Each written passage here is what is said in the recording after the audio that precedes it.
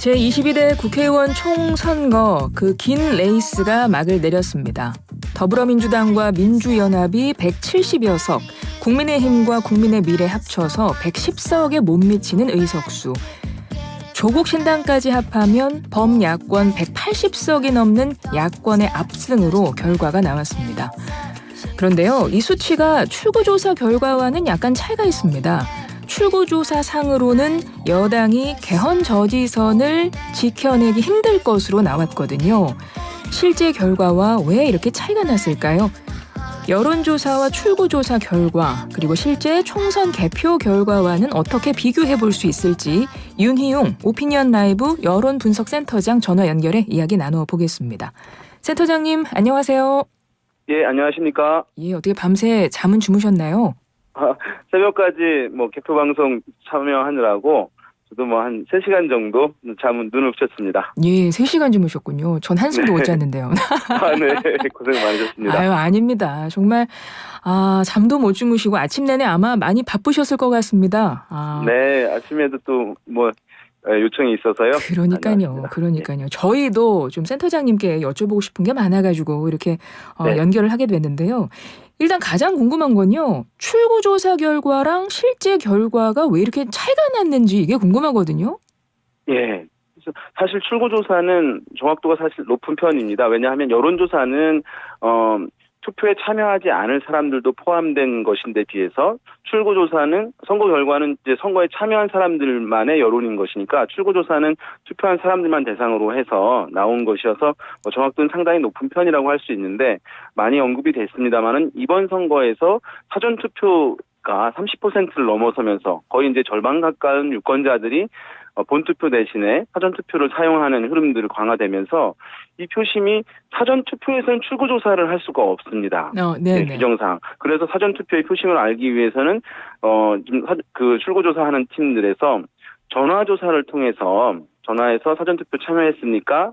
어디에 투표했습니까? 선생님의 연령이나 성별은 어떻게 됩니까? 이런 것들을 간접적으로 파악을 하는 부분들이 있었거든요. 네. 그러니까 이 부분이 아무래도 그 출구에서 직접 조사하는 것에 비해서는 이제 오차가 좀 크고 정확도에서 약간 한계가 있는 부분들이 있어서 이번에 이제 결과 차이가 좀 났다고 할 수 있겠고, 그리고 사실 한 가지 더해서는 접전 지역이 상당히 많긴 했었거든요. 네네. 그런 부분도 이제 그 선거 결과와 출구조사 결과 차이를 좀 넓히는데 크게 하는데 영향을 준 것으로 보입니다. 예.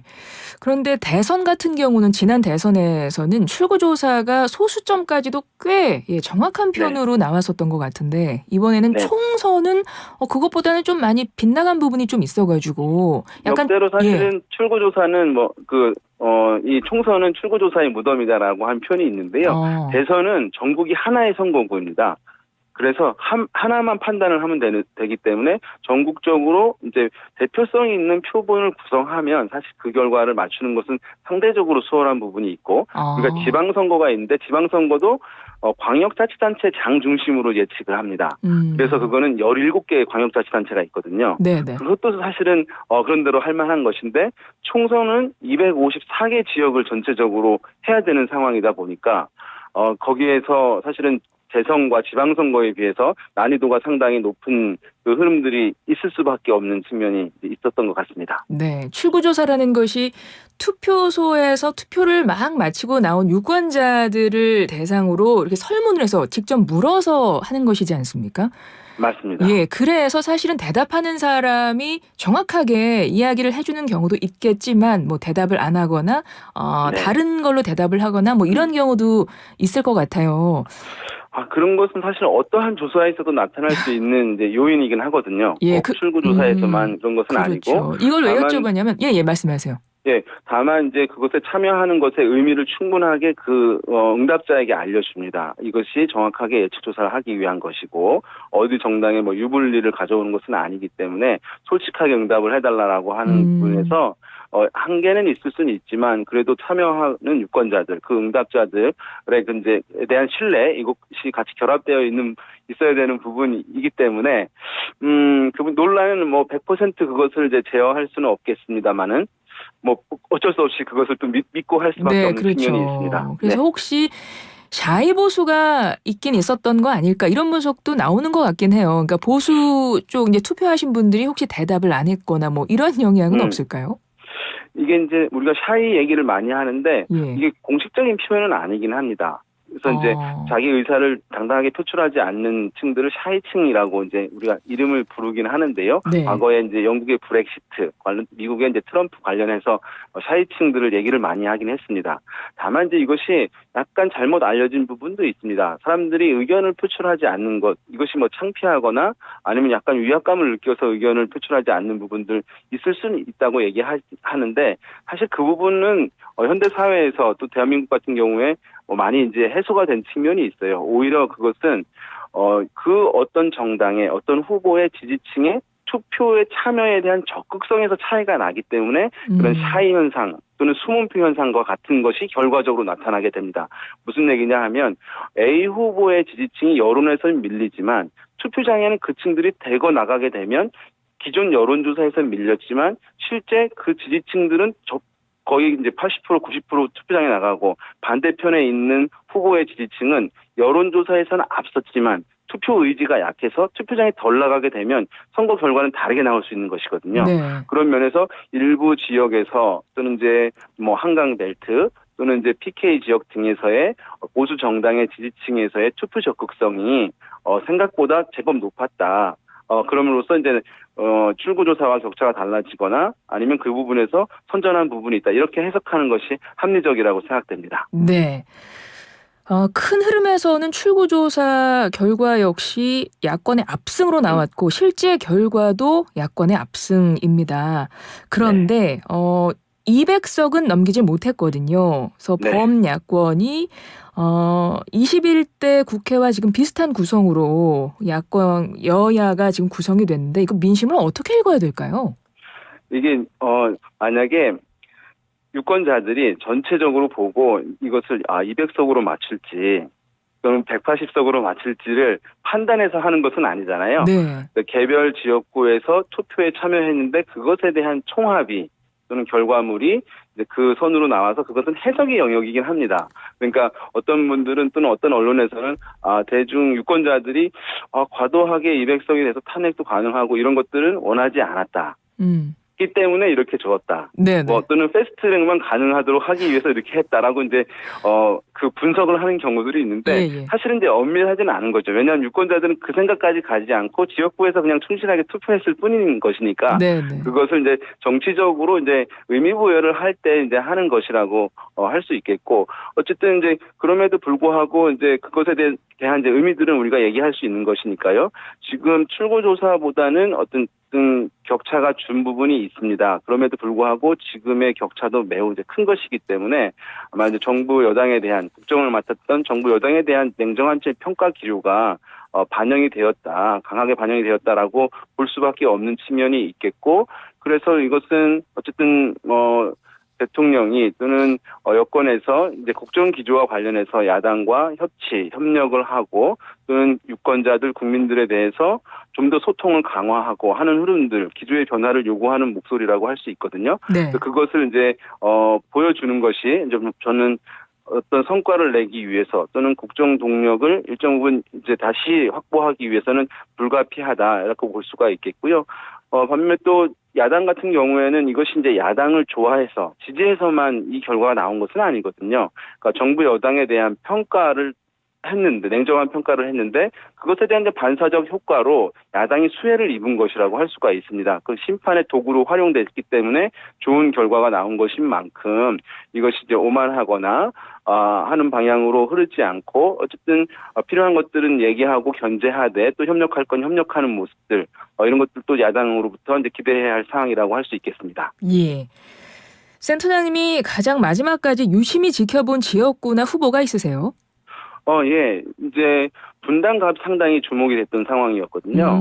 그러니까 경기 남부 지역에서 주목되는 지역이 이제 분당 지역, 네. 용인의 뭐 수지라든가 일부 지역이 있는데 왜냐하면 이 지역들은 강남과 같은 성향을 보이는데 이제 사전 여론조사들에서 또 출구조사에서까지 네. 이제 야당 후보가 앞서는 결과들을 많이 보여주어서 그렇죠. 큰 흐름의 변화가 나타나는 것 아니냐라고 했는데 최종적으로는 어쨌든 국민의힘의 안철수 후보가 당선이 된 부분들 있어서 그 지역의 특성 여전히 상당히 사실은 중요하구나. 어떤 보수세가 센지 진보세가 센지 우리가 얘기를 하는데 그 지역적 특성은 상당히 이제 중요한 요인이라는 것을 다시 한번 확인해 주었고 동작을 같은 경우에도 서울 동작을도 매우 관심 가는 지역이었습니다. 네네. 그러니까 나경원 국민의힘 후보가 상당히 이제 선전을 하던 상황이었는데 출구조사에서 이제 유삼영 후보가 앞서는 결과가 나와서 실제로 그렇게 될 것인가 굉장히 격차가 컸었는데 줄어든 것이거든요. 네. 역전을 한 것이니까. 그런데 거기도 결국은 이제 나경원 후보가 당선이 되는 상황이기 때문에 이제 애초에 지역 유권자들이 오랫동안 이제 유대 관계를 맺어온 인물에 대한 그런 정서 이런 부분도 표심에 상당히 중요한 부분이다. 여러 가지 정권 심판에 대한 기류에도 불구하고 그런 것들을 좀 보여주는 몇 곳이라고 할 수 있겠습니다. 예, 지금 말씀해주신 분당갑이나 뭐 동작을이나 모두 출구조사와 실제 결과가 뒤집혀서 나왔던 지역들이죠. 네, 맞습니다. 예. 그리고 뭐 부울경이 뒤집어졌다 이런 표현도 사실은 선거 전에 좀 나오기도 했습니다만 결과만 보면 그건 아니었던 것 같아요, 그죠? 맞습니다. 뭐 지난번보다 약간 이제 야당으로서는 줄어든 측면이 있으니까요. PK 이제 40석인데 그런데 이제 여론조사들 또는 출구조사들에서는 상당히 이제 야당으로 국민의힘 의석에서 야당 의석으로 넘어갈 수 있는 그런 분위기들을 보여주었던 것인데 네. 결과적으로는 이제 그렇지 않았는데요. 이 부분이 아마도 이제 우리가 막판 보수층 결집이라는 표현을 쓰는데 지난번 총선에서도 나타났던 상황이긴 하거든요. 그러니까 이것이 과도하게 야당으로 이제 의석이 많이 넘어가는 상황이라고 하는 그래서 보수층들이 굉장히 위기 상황이다라고 하면 좀 유연하게 정권 심판을 하고 싶고 또 야당도 뽑을 수 있는 그런 유연하고 자연스러운 분위기에서 내가 오랫동안 정서를 함께 해왔던 정당이 매우 위기 상황이기 때문에 이 정당을 보호해야겠다라고 하는 반대적 성향으로의 결집이 있을 수 있는데 그것이 이제 PK 지역 부산, 울산, 경남 지역을 중심으로 해서 그런 정서가 마지막에 좀 표출이 되면서 이제 원래대로 이제 국민의힘이 이제 우세인 흐름들 강화하거나 유지하는 그런 결과로 이어졌다고 할 수 있겠습니다. 그렇군요. 총선 직전 일주일은 블랙아웃이라고 해서 여론조사 결과가 공표되지 않는 기간인데 사실 그 기간 동안에도 여론조사는 실시되지 않습니까? 그래서 네네. 그때 흐름이 어땠을지가 상당히 관심이 가는데 이번에 지금 말씀하신 어떤 부울경에서 보수층의 결집 이런 것들이 그 깜깜이 기간 동안에 실시됐던 여론조사에서는 좀 흐름이 좀 반영이 됐었나요?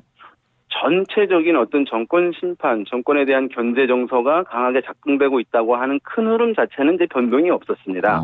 다만 지역적으로 또는 지역구, 특정 지역구에서 이제 그러한 변화들이 적용되는 흐름들이 이제 있었거든요. 특히 PK 지역에서 개선되는 흐름들이 있었고 네네. 그것이 이제 좀 결과로 나타난 부분이 있다고 할 수 있겠고 우리가 많이 주목이 됐습니다만 화성을의 이준석 후보, 개혁신당의 이준석 후보는 그 깜깜이 기간 이전의 여론조사에서도 격차가 제법 났었는데 막판에 어쨌든 그 민주당 후보에 대한 이제 공세 또 자녀 상속과 관련한 논란들이 이제 많이 그 기간에 확산이 되면서 깜깜이 기간에도 민심이 표심이 역동적으로 변한 대표적인 사례로 아마 기억될 것으로 보입니다. 예.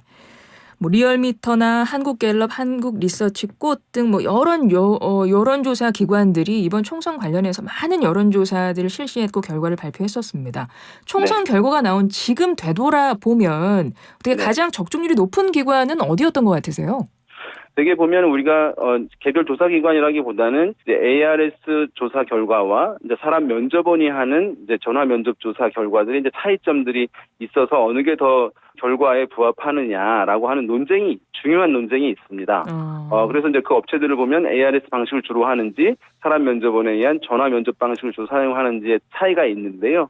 근데 이 부분이 선거가 사실은 다가오게 되면 ARS는 원래부터 정치에 관심이 많은 분들이 이제 응답을 하는 방식이거든요. 근데 사람 면접원 같은 경우는 정치에 덜 관심 있는 그래서 투표하지 않을 분들도 많이 이제 응답을 하는데 선거일이 다가오면 다가올수록 사람들이 정치 선거에 대한 관심이 똑같이 높아지는 것이거든요. 그렇죠. 나중에 가면 그 두 조사에 또 차이가 없어지는 부분들이 있어요.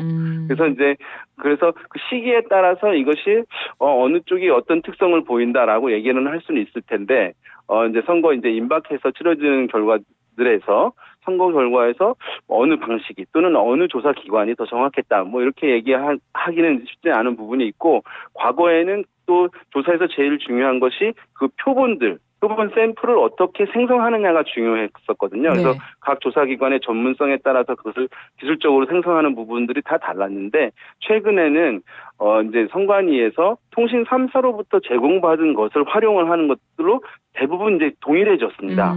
그래서 그 조사 기관별로의 차이는 과거에 비해서 현재에 줄어들었다 이렇게 보시면 좋을 것 같습니다. 알겠습니다. 또 이번 총선에서는 어느 때보다 제3지대에 대한 기대감이 많았었는데요. 결과를 보니까 조국 혁신당을 제외하고는 그다지 성적이 좋질 않아 보이는데 어떻게 보세요? 선거 결과는 고3 수험생의 수능 모의고사 점수가 아니거든요. 무슨 얘기냐 하면 열심히 하면 내 지지율이 오른다. 그런데 다른 친구들의 점수와는 영향이 없어요.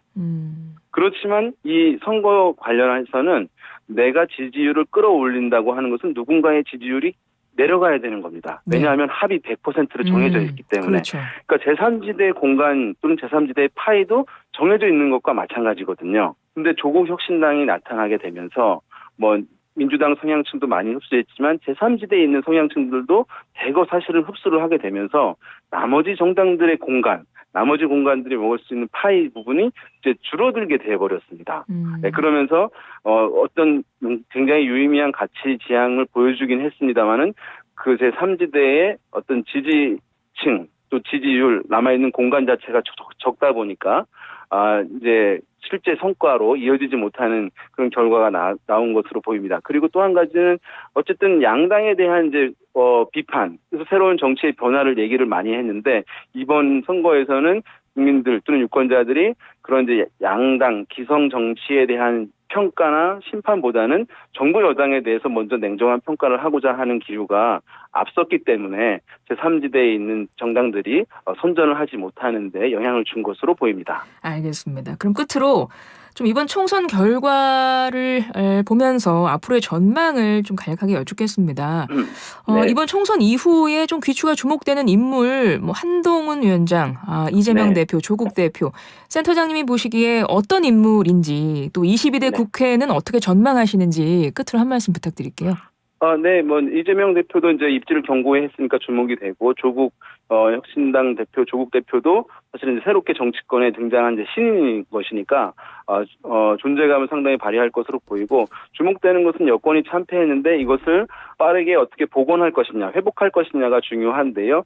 지금 이제 중진급으로 수도권에 있는 권영세, 나경원, 안철수, 또 인천의 윤상현 이런 중진급 후보들이 그래도 당선이 됐습니다. 그래서 이제 전당대회가 곧 다가오는데 이들이 전당대회에 당대표로 출마를 상당 부분 할 것으로 보이거든요. 그러면서 거기서 이제 누가 당대표가 될 것이냐. 그럼으로써 여당이 기존과는 다른 어떤 기조를 갖고 이제 여권의 한 축으로서 역할을 할 것이냐 또는 용산 대통령실과 어떤 관계를 맺을 것인가 여부가 결정될 것이기 때문에 수도권에 있는 여당의 중진 의원들 상당히 행보를 주목해 봐야 할 것 같습니다. 예, 지난 국회랑 지금 숫자 구성이 비슷해서 참 2년 동안 우리가 정책 고민보다는 정쟁을 많이 봐왔던 게 아닌가 이런 생각을 해서 이번에도 그런 거 아닌가 이런 좀 우려를 하시는 분들이 많던데 그래도 22대 국회 여야 합치를 이루어서 민생을 돌보는 일하는 국회가 되기를 기대해 보겠습니다.